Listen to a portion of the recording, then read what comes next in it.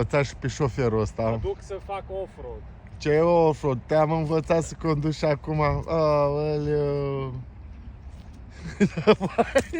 Oh, băi! Oh, mi-a rupt piciorul, fraților. N-am putut să văd așa ceva. La off-road. Aici, off-road.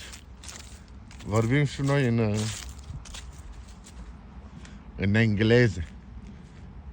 Ia ce mândri. Dai seama. Să mă feresc, că ăsta oricum o să dea peste mine. Știți?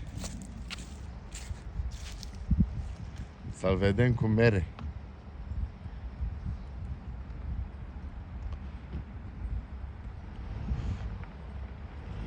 Haide, mă, dă-i.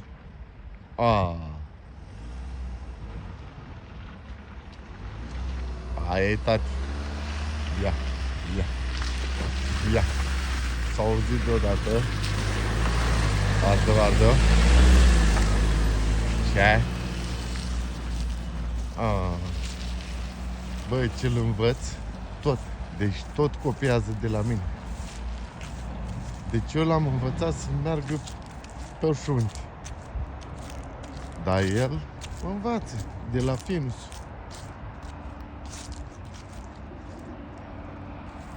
Da. I-am zis.